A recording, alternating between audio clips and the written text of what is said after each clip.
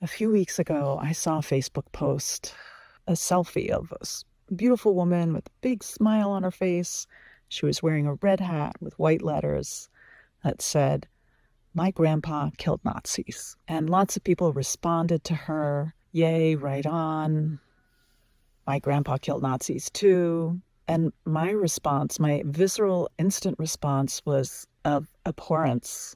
Of course, we are proud of those who serve in the military because they are willing to risk their life and to step out into danger. The actual killing in war may be necessary, but personally, I don't think that's what you're celebrating. You celebrate the bravery.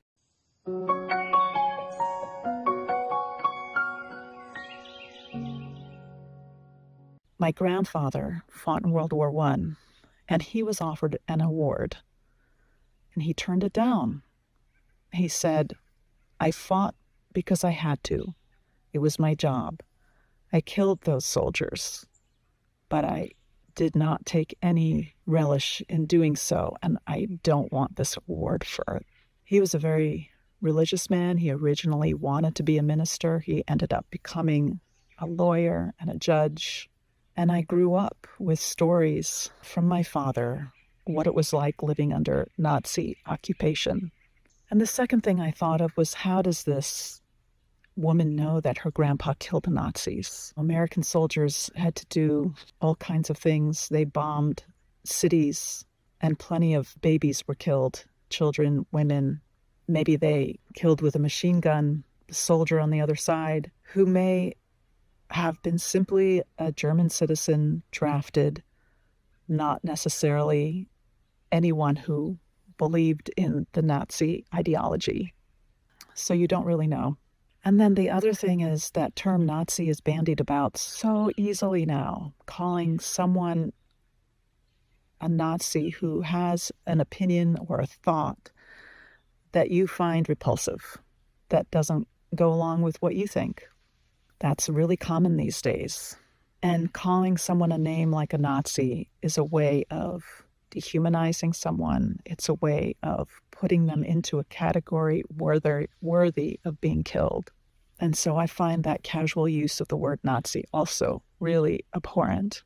I live in this beautiful Northern California environment. And when I'm here, I think a lot about the plants, the animals, and birds that live here, and the history of the place and the original first people that were here, how they lived. Maidu women were incredible basket makers, baskets for everything. They caught quail using their basketry. They would weave baskets with wide mouths so the little birds would walk in, but then the basket would be long and get narrower and narrower very gradually until at the end, quail, which are like little chickens, were caught and eaten for dinner.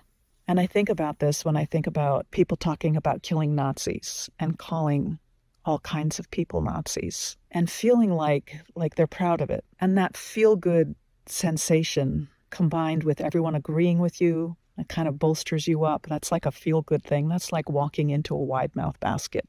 And I feel like this is a manipulation technique by people who are in a big power struggle and, find ways to manipulate our emotions to divide us. Remember, even when people have opinions that you don't like, opinions are so much more superficial than the whole of that human being. That human being has divine light in them.